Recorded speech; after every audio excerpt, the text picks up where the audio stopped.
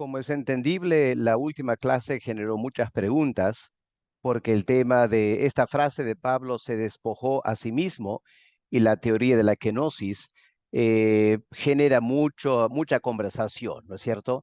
Así que vamos a ver si podemos ayudarles a aclarar algunos conceptos.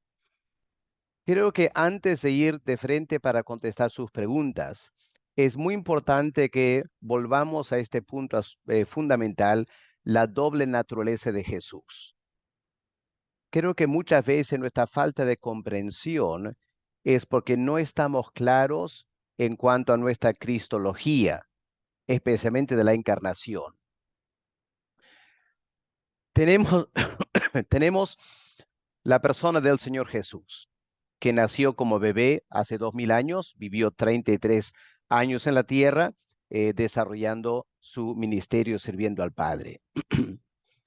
Ahora, lo que la Iglesia ha desarrollado a través de los siglos como cristología ortodoxa es que en Jesús hay una persona, pero con dos naturalezas. Tenemos la naturaleza divina y tenemos también la naturaleza humana. Es importante enfatizar que ambas naturalezas son completas. No es que tiene la mitad de la naturaleza divina y la mitad de la naturaleza humana. Tampoco es cierto que tiene la totalidad de la naturaleza humana, pero solo una parte de la divina o viceversa. Es muy importante que enfaticemos y tengamos claro nuestras mentes, aunque yo sé que es difícil entender. Pero en Jesús coexistieron dos naturalezas completas, enteramente completas, sin ninguna reducción en absolutamente nada. Por eso podemos afirmar, aunque suene contradictorio, Jesús es totalmente divino y Jesús también es totalmente humano. Ambas naturalezas en su totalidad. Ahora, a la luz de ese concepto, vamos a ver las preguntas. Una primera tiene que ver con el verbo kenoo, vaciar. Pregunta, la traducción de la palabra ekenosen sería escondió, ¿se podría traducir así? Bueno, aquí tenemos que diferenciar entre traducción e interpretación. Traducción es lo que la palabra significa, lo que es la palabra, la definición de la palabra. Interpretación es cómo lo ponemos en otras palabras para entenderlo bien. El verbo kenoo, el auristo ekenosen, significa vaciar, no significa esconder. Hay otro verbo en griego para esconder. Este verbo es vaciar.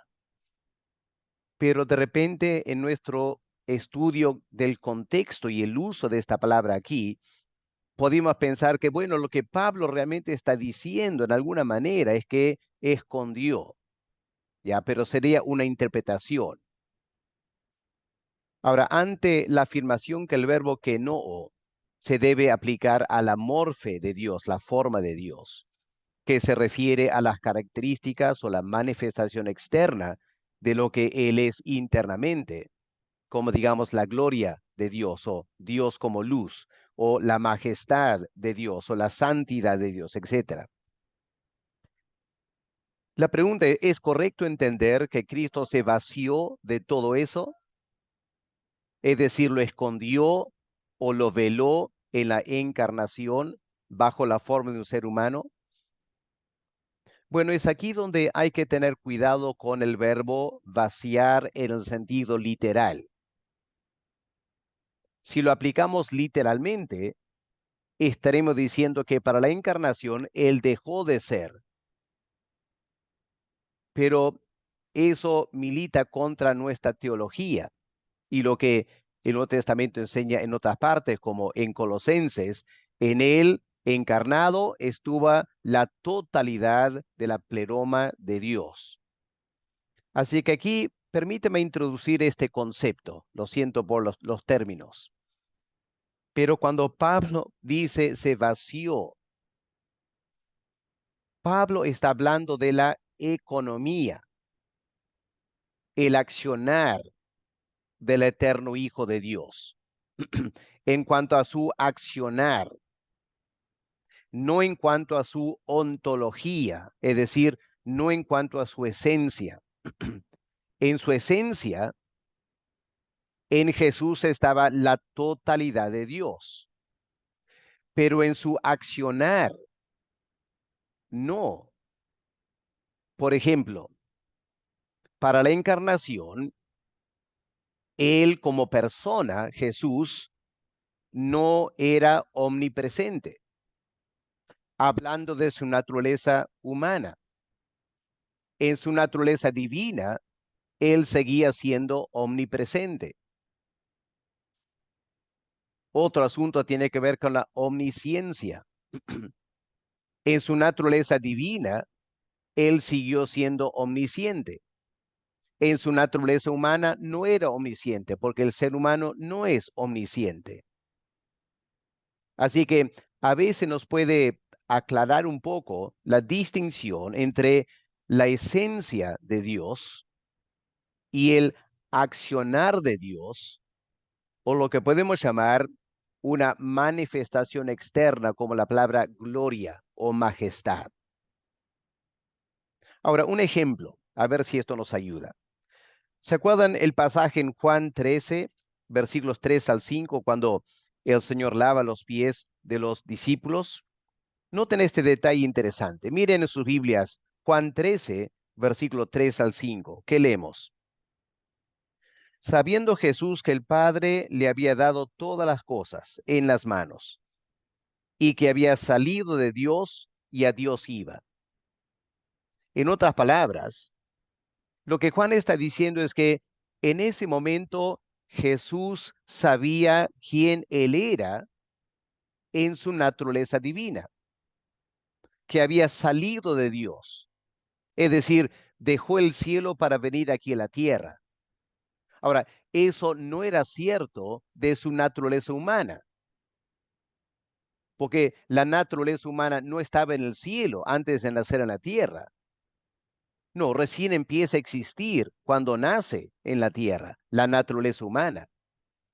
Así que aquí Juan está hablando de la naturaleza divina que estaba en Jesús. Y Jesús en ese momento reconoce que como Dios había venido del cielo del Padre a la tierra y estaba por volver al Padre. Ahora, ¿qué hizo en ese momento? Jesús se levantó de la cena, se quitó su manto y tomando una toalla se la ciñó. Y luego puso agua en un lebrillo, comenzó a lavar los pies de los discípulos y a enjugarlos con la toalla con que estaba ceñido. Ahora, los discípulos se quedaron impresionados, ¿no es cierto? Se asombraron. ¿Por qué se asombraron? Porque Jesús aquí está tomando la forma de un siervo, siendo él su maestro, su Señor, porque miramos en versículo 13, el Señor dice, después de haber lavado los pies, dice, vosotros me llaman maestro y Señor. Y dicen bien, porque lo soy. Así que Jesús era en su esencia maestro y Señor, ¿no es cierto? En su esencia, Jesús como ser humano era maestro, Señor de los discípulos. Señor no en el sentido divino, sino Señor en el sentido de autoridad. Estamos hablando de Él como ser humano. Pero cuando Él tomó el agua y tomó la toalla y empezó a lavar los pies de los discípulos, cualquier persona entrando a ese cuarto, ¿qué pensaría? Que Jesús era el siervo, porque había tomado la forma de siervo, había, se había vaciado de la forma de maestro, se había vaciado de la forma de Señor, no de la esencia de ser maestro Señor. Eso quedó igual, no cambió nada. Lo único que cambió fue la manifestación externa y el accionar de Jesús. Ahora, apliquemos este ejemplo o analogía a la encarnación.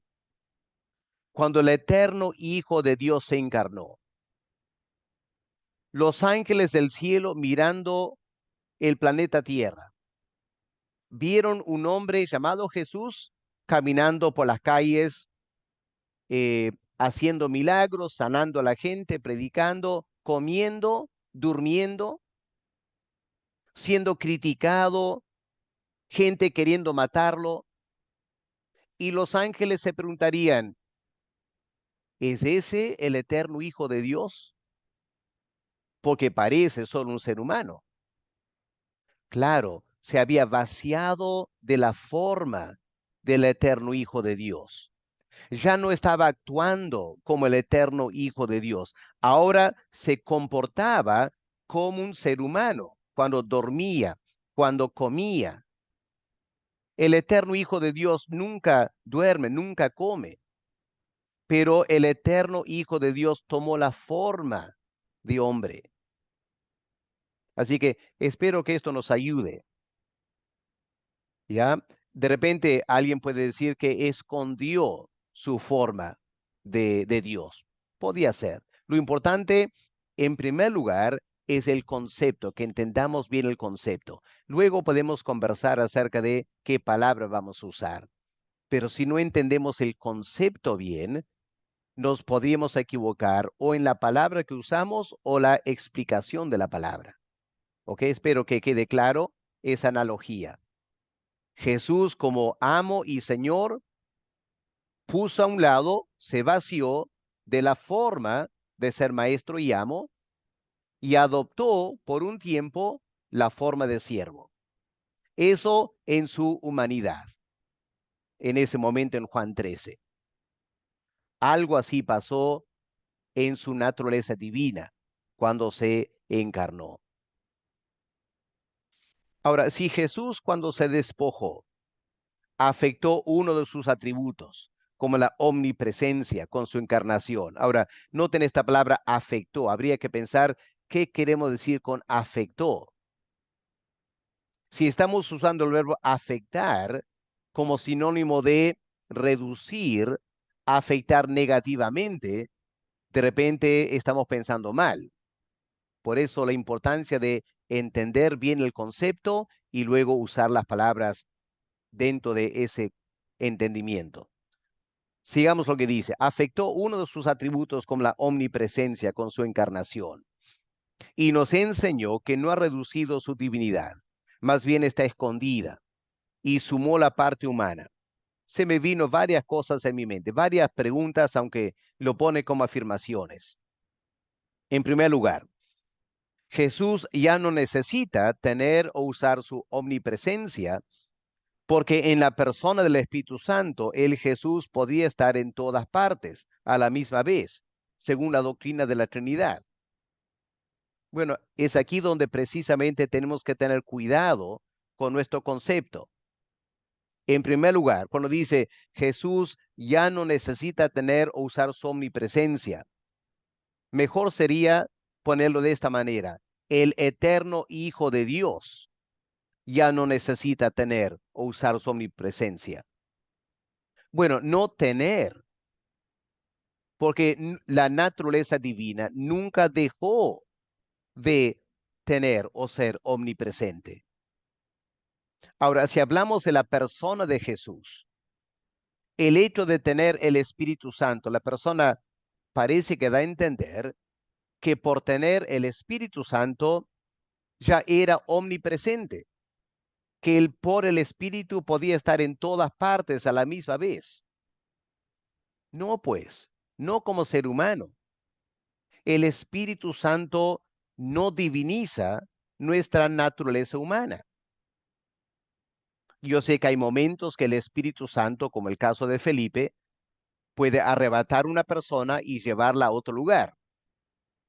Es un caso excepcional y en ninguna manera la obra del Espíritu Santo cambió la esencia, la naturaleza de la humanidad de Felipe. Ahora, en la encarnación, entendamos bien, el Espíritu Santo no afectó al eterno Hijo de Dios, porque son dos personas independientes, el Espíritu Santo y el Hijo de Dios. En la encarnación, lo que pasó fue que el Espíritu Santo obró sobre la naturaleza humana de Cristo, pero nunca lo hizo omnipresente. La humanidad de Cristo nunca fue omnipresente. Jesús no podía aparecer y desaparecer y estar en otros lugares al mismo tiempo. No, antes de la muerte y resurrección, Jesús solo podía estar en un lugar a la vez como hombre, en su naturaleza humana. ¿Ok? El apóstol Pablo aquí en Filipenses no está hablando de la naturaleza humana de Jesús. Está hablando de la naturaleza divina de Jesús. Esa naturaleza se vació, entre comillas, para fines de la encarnación. Pero no es que afectó esa naturaleza en forma negativa, en tal manera que de repente durante la encarnación el eterno Hijo de Dios, la naturaleza divina en Jesús, dejó de ser omnipresente. No, esa naturaleza divina, el eterno Hijo de Dios en Jesús, seguía siendo omnipresente. Y la naturaleza humana de Jesús nunca fue omnipresente, aun con el Espíritu Santo. Hay que pensar con claridad, ¿no es cierto? Yo sé que es complicado este tema, pero hay que tratar de pensar con claridad los conceptos. Continúa la persona. Decir que está escondido este atributo de omnipresencia de Jesús. Otra vez, no queda claro si está hablando de Jesús como ser humano o Jesús como persona que tiene la naturaleza divina. Por eso es mejor cuando estamos hablando usar Jesús para la naturaleza humana y usar la palabra verbo o el eterno Hijo de Dios para su naturaleza divina, para no confundirnos. Ahora, podemos usar la palabra Jesús para la totalidad de la persona. Ahí es mejor hablar de Jesucristo, creo. Ahora, decir que está escondido ese atributo del eterno Hijo de Dios sería. Es como una excusa para tapar su limitación de estar en todas partes a la misma vez. Vemos aquí la confusión de pensamiento. Jesús nunca podía estar en todas partes a la misma vez como ser humano. Así que no entra esta excusa de esta limitación. Pero el eterno Hijo de Dios siguió siendo omnipresente durante la encarnación. Así que no hubo ninguna limitación en la omnipresencia del eterno Hijo de Dios. Así que hay que cuidar el concepto para cuando formulamos preguntas. Cuando Jesús estuvo en la tierra, ahí parece que está hablando de como ser humano. Él conocía los pensamientos de las personas. Claro, la persona Jesucristo, Dios hombre, conocía los pensamientos de las personas. Ahora dice este hermano nuestro, será necesario poseer ese atributo. Ahora aquí hay cierta confusión también porque está hablando del atributo de omnipresencia. Omnipresencia no te hace omnisciente. Son dos cosas diferentes. Si vamos a hablar de conocer los pensamientos de las personas, aun si yo podría estar presente en todo lugar, eso no me hace acreedor de saber los pensamientos. Yo podía saber lo que está diciendo si fuera omnipresente, pero no sabía lo que está pensando. Así que aquí estaríamos hablando de la omnisciencia. Cuando Jesús estuvo en la tierra, él conocía los pensamientos de las personas. Será necesario poseer el atributo de omnisciencia. Pues hermanos, otra vez la aclaración. El eterno Hijo de Dios siempre es omnisciente. Y durante la encarnación, el eterno Hijo de Dios era omnisciente. Pero la naturaleza divina, ese bebé Jesús con su naturaleza divina, obviamente no era omnisciente, tenía que aprender a leer y a escribir, etcétera. Ahora, cuando él desarrolla su ministerio y en un momento dado sabe los pensamientos de alguien que lo quiere matar o algo así, la pregunta es esta: ¿cómo sabía la persona Jesús, el Cristo, cómo sabía esas cosas? Hay algunas personas que dicen o piensan, bueno, él sabía esas cosas porque su naturaleza divina le enseñó esas cosas. El problema con eso es que la enseñanza del Nuevo Testamento es que el Señor ejerció su ministerio en tal manera que nos dejó a nosotros un modelo a seguir. Por eso dijo al final: tal como el Padre me envió a mí, yo les envío a ustedes. Reciban el Espíritu Santo. Así que nuestro punto de partida es el siguiente: para que el Señor sea nuestro ejemplo y modelo. Todo lo que Él pudo hacer como ser humano, lo hizo por el Espíritu Santo, no por ser el eterno Verbo de Dios. Así que cuando la Biblia da a entender que Jesús conocía los pensamientos, habría que suponer que lo sabía porque el Espíritu Santo reveló a la naturaleza humana ese detalle. Escuchen bien, el Espíritu Santo se lo reveló, no su naturaleza divina.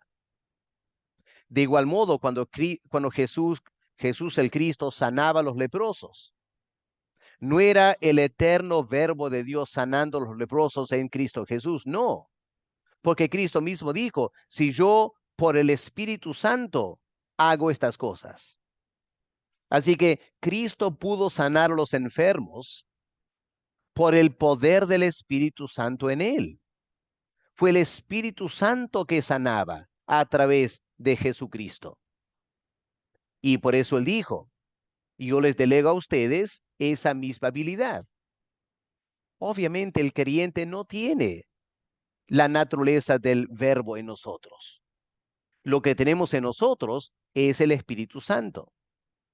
Y el Espíritu Santo puede obrar a través del creyente hoy en día para sanar.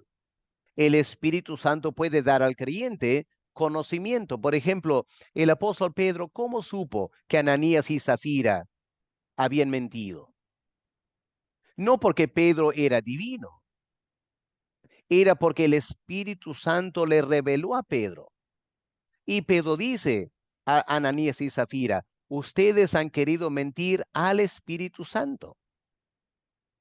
Así que tenemos que entender que Cristo sabía cosas e hizo cosas, no por ser el Verbo eterno de Dios, sino por ser un hombre lleno del Espíritu Santo.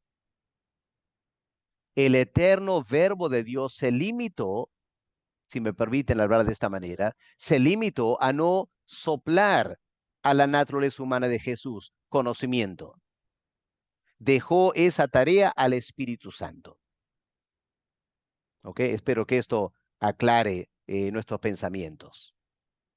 Recuerdo en los evangelios que Jesús, cuando resucitó en cuerpo, traspasó las puertas o paredes.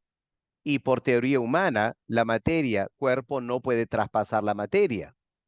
O será y quedará como un misterio. Bueno, aquí estamos hablando de después de la resurrección, cuando Jesús ahora tiene un cuerpo glorificado. Antes de la muerte de Cristo, él no podía pasar por puertas. Tiene un cuerpo básicamente igual que el nuestro.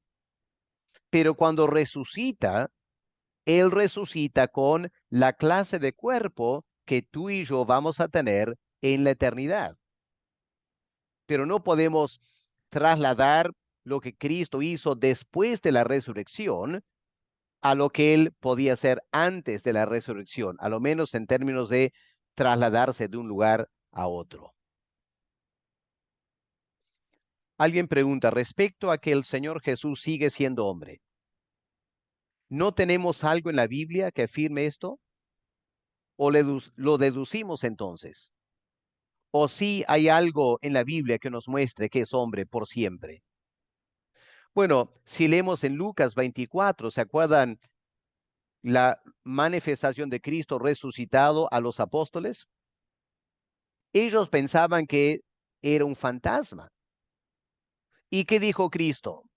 Acérquense y tóquenme, y van a ver que no soy un espíritu. Denme algo de comer. Él empezó a comer y la comida desapareció en su boca y pasó a su vientre. ¿Eso qué significa? Que aún en la resurrección, aún teniendo un cuerpo glorificado, seguía siendo un cuerpo.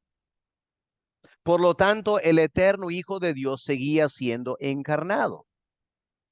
El cuerpo había cambiado en algunas cosas. Como hemos comentado, podía aparecer y desaparecer, pero no cambió en todo. Por eso podía comer y se le podía palpar. Ahora, ¿se acuerdan cuando Cristo ascendió al cielo? Un ángel aparece a los apóstoles y les dijo lo siguiente: este mismo Jesús, muy importante esas palabras, en Hechos 1:12, este mismo Jesús, es decir, el ser humano que ustedes han conocido 3 años y medio, con toda su naturaleza humana, con este cuerpo humano, y en este cuerpo humano la forma del verbo de Dios escondido. Este mismo Jesús va a volver otra vez a la tierra. ¿Eso qué significa? Que la Biblia está indicando que aún después de la muerte y resurrección y ahora mismo en la gloria a la diestra del Padre, sigue siendo el verbo encarnado en un hombre como nosotros. Por lo tanto, se siguen velando ciertos atributos de la divinidad. Creo que otros atributos no están velados ahora, porque me imagino que en la gloria, cuando veamos a Cristo, no será igual que verlo aquí en la tierra. Lo vamos a ver con cierta gloria, con cierto resplandor. Va a haber cierta majestad en él que no hubo aquí en la tierra. Pero seguiremos viendo a Jesús y será un hombre. Y ese hombre lo vamos a ver en un lugar. Y para que lo vean en otro lugar, tendrá que trasladarse, aunque sea apareciendo y desapareciendo. Eso da la idea de que el cuerpo de Cristo sigue siendo no omnipresente. El cuerpo de Cristo, la naturaleza humana de Cristo, aún en la gloria, no es omnipresente, porque la omnipresencia no es propia de la naturaleza humana, es solo propia de la naturaleza divina. Y nosotros en la eternidad no seremos omnipresentes y no seremos omniscientes, aunque conoceremos mucho más que ahora. Siempre habrá una distinción. Y la Biblia da a entender que la encarnación de Cristo fue para siempre. Y por eso Él se vació en un sentido para siempre.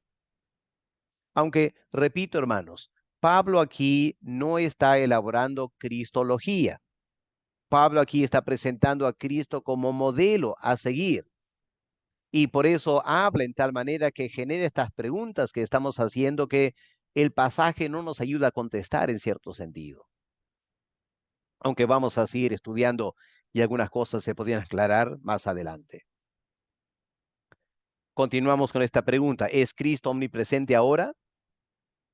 Se afirma que Cristo tomó la decisión de no manifestar o limitar voluntariamente sus atributos. Tengamos cuidado otra vez con las palabras. Yo nunca he afirmado que Cristo tomó esa decisión. Pablo no está hablando de Cristo, Pablo está hablando del eterno Hijo de Dios, el Verbo, ¿ya? El verbo tomó la decisión, la naturaleza divina tomó la decisión de no manifestarse, no manifestar estos atributos divinos para cumplir el plan de redención a favor nuestro. Ahora que todo ha sido consumado, Él podría, si desea, ser omnipresente. El eterno verbo de Dios siempre ha sido omnipresente. ¿Qué de la naturaleza humana en Cristo Jesús? No, la naturaleza humana no es omnipresente, porque si fuera omnipresente, Él no tendría que venir una segunda vez. La doctrina de la segunda venida recalca que Jesucristo no es omnipresente. Él ha sido recibido en la gloria. Él no está presente en la tierra porque está presente en el cielo. El que está presente en la tierra es el Espíritu Santo. Es también Dios el Padre. Pero la persona Jesucristo, el verbo encarnado, no es omnipresente. Está todavía en la gloria y va a venir. ¿Ok? Así que esa persona de Jesucristo no va a ser omnipresente. Ahora la persona dice, pienso que si decimos que no, es como que perdió algo. Pero aquí estamos confundiendo naturaleza divina con naturaleza humana. Repito, la naturaleza divina del eterno Hijo de Dios no cambió en nada en la encarnación. Esa naturaleza sigue siendo omnipresente.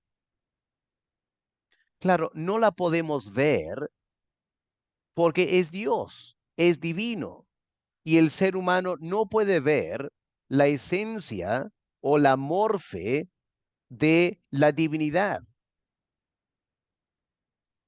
Así que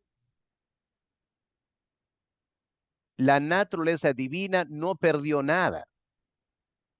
El verbo que antes de la encarnación solo tenía una naturaleza divina, al encarnarse, el verbo añadió a su naturaleza divina y a su ser como persona, añadió la naturaleza humana. ¿Ok? Tenemos que pensar en dos naturalezas diferentes, totalmente perfectas, completas, sin ninguna variación.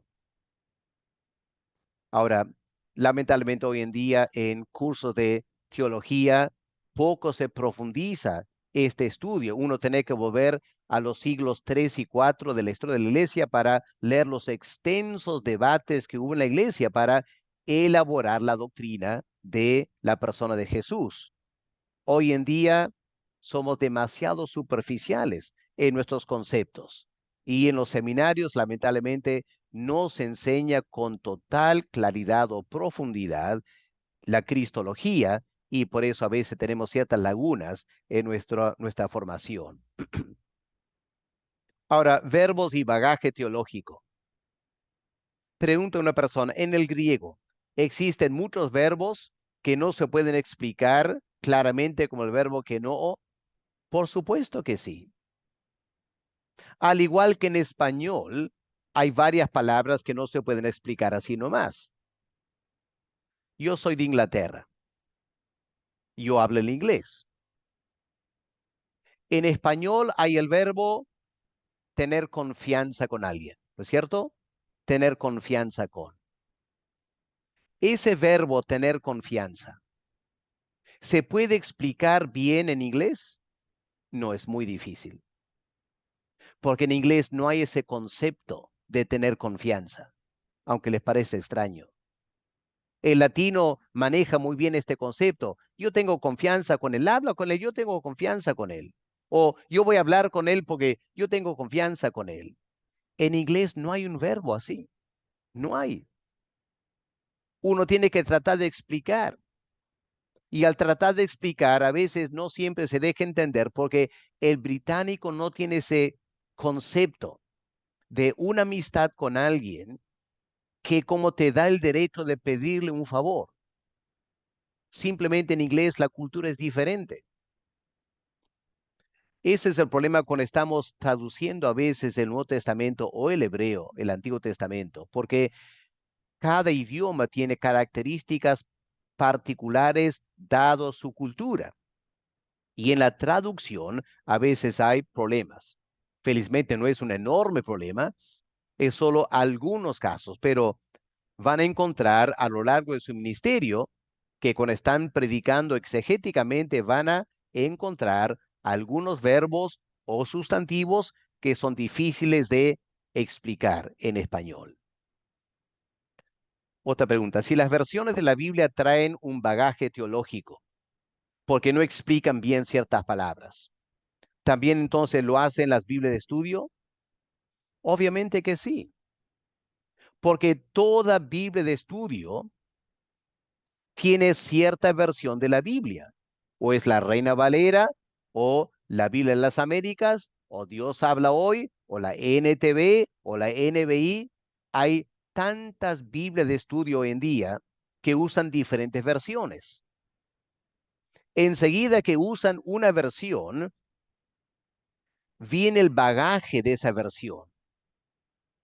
Ahora, lo bueno sería aclarar ese bagaje. No siempre lo hacen. Y es nuestra responsabilidad como pastores o predicadores o maestros de la palabra, es nuestra responsabilidad saber más o menos qué bagaje teológico tiene Dios habla hoy. ¿Qué bagaje teológico tiene la Reina Valera? ¿Qué bagaje teológico tiene la NTV? Es nuestra responsabilidad estudiar y saber eso para poder usar estas versiones y luego explicar a otras personas también. Mayormente este estudio y este conocimiento de las versiones se establece a lo largo de muchos años de estudiar la Biblia, comparando versiones. Poco a poco te vas dando cuenta qué versiones son confiables, cuáles no y por qué, cuáles son las diferencias. No es fácil, lleva años de experiencia para empezar a manejar esas distinciones. Ahora, Cristo como Salvador. Una persona pregunta, entiendo que un espíritu no puede tomar nuestro lugar para salvarnos. Jesús se hizo ser humano, se encarnó, despojándose de algunos elementos de la naturaleza divina, a lo menos en el accionar o en ver esas cosas, llegando a ser un ser humano como nosotros. Pregunta, ¿era o es la única manera para salvarnos? Es decir, la única manera que Dios pudo salvarnos fue a través de la muerte de su Hijo encarnado. La Biblia no enseña otra manera, entonces concluyo que es cristocéntrico y bíblico. Bueno, yo diría lo siguiente. Podíamos especular acerca de otras maneras que el eterno, omnipotente Dios pudo habernos salvado. Eso es un asunto especulativo, ¿no es cierto? Es mejor evitar la especulación y es mejor quedar con lo que la Biblia enseña. En 1 Corintios capítulo 1, el apóstol Pablo dice claramente, la salvación revela la tremenda sabiduría de Dios. Así que Dios pudo habernos salvado de otra manera, quizá, teóricamente, pero la manera que Dios escogió salvarnos no es una manera al azar. No es que Él tiró la moneda para ver si caía un lado u otro para decir qué forma salvarnos. No, Dios siempre actúa con criterio. Y Dios escogió, si hubiera otros métodos, Dios escogió el método que más resalta su poder y su sabiduría.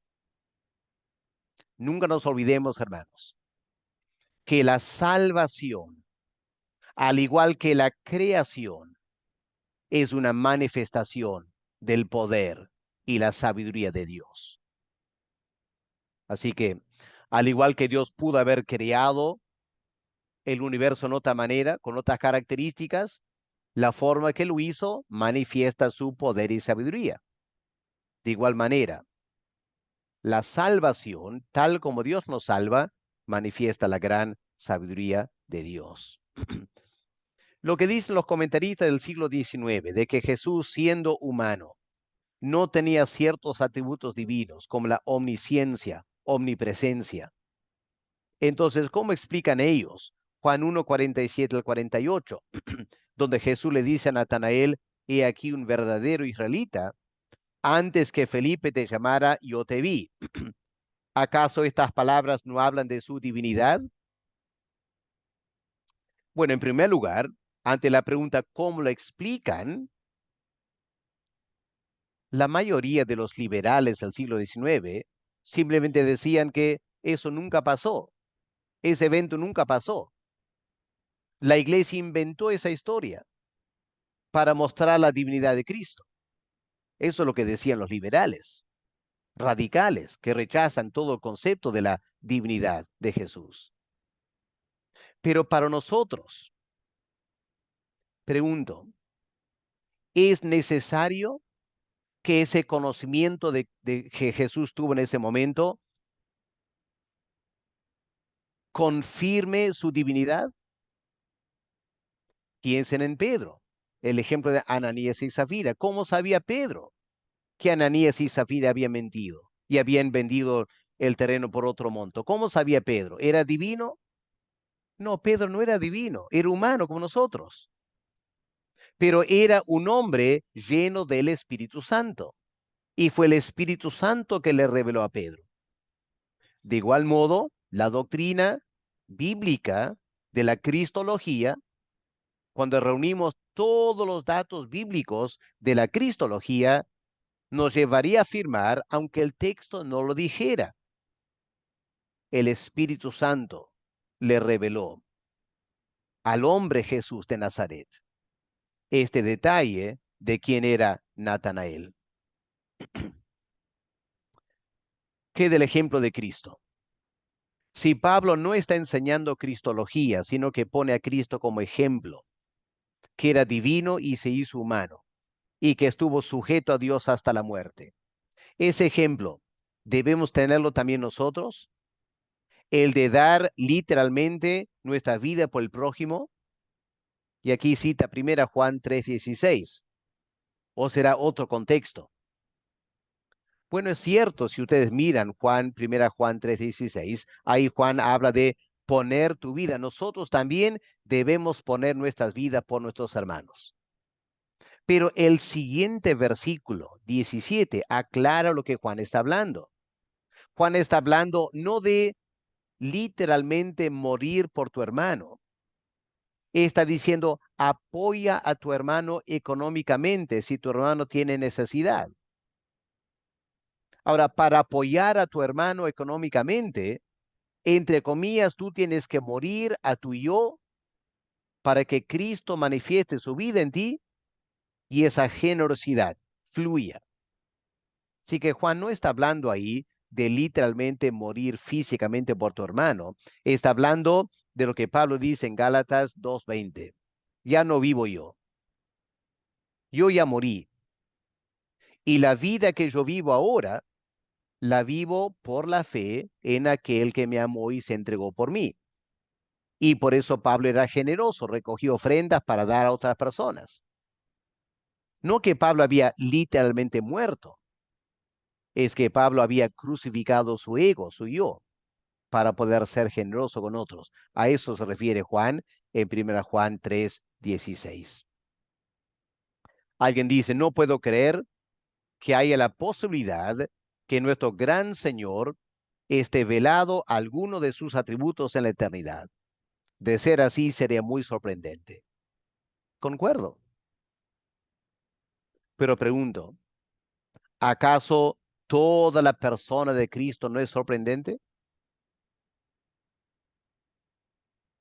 ¿Y acaso Cristo no fue al cielo? Y si Cristo fue al cielo, es porque no estaba aquí en la tierra. Y hermanos, Cristo no está en la tierra ahora. Cristo ahora está en el cielo. Por lo tanto, no es omnipresente la persona de Jesús de Nazaret, el verbo encarnado. Esa persona no es omnipresente como persona, tiene cuerpo, está localizado. En ese cuerpo hay una naturaleza divina, intacta, omnipresente. En ese cuerpo hay una naturaleza humana, intacta, no omnipresente. Y lo que vemos es un cuerpo glorioso. Pero ese cuerpo, por ser un cuerpo, no es omnipresente. Está localizado en un lugar, ¿no es cierto? Y vamos a ver al Señor de repente bajar del trono y caminar. Dios el Padre no camina en ningún lugar, porque Dios el Padre está en todo lugar, en todo tiempo. El eterno Hijo de Dios no camina, su naturaleza divina, porque está en todo lugar. Pero el hombre Jesucristo en la gloria tendrá que caminar, porque aún en la eternidad no será omnipresente. Lo vamos a ver con un cuerpo como el nuestro, porque la encarnación tuvo este impacto de que mirando a esa persona, Jesús de Nazaret, el verbo encarnado, no podemos decir esa persona es omnipresente, porque no lo es. Claro, tiene en su persona una naturaleza divina que es omnipresente, pero ni tú ni yo podemos ver esa naturaleza. La única persona que puede, entre comillas, ver la naturaleza divina en Jesucristo es Dios el Padre. Él es la única persona. Y Dios el Padre, al mirar a su Hijo, Él lo ve omnipresente, porque Él ve su naturaleza divina. Nosotros estamos limitados a ver su naturaleza humana en el cuerpo de Jesús de Nazaret. Y por ende, lo vamos a ver no omnipresente, aunque su naturaleza divina siempre ha sido omnipresente. Profundo, ¿no? Hay que detenernos y pensar largo y tendido para poder asimilar esta información. Bueno, gracias por las preguntas. Espero que esto aclare algunas cosas. Seguramente va a generar otras preguntas también, pero eso será para otro momento, quizás otro curso. Que Dios le bendiga.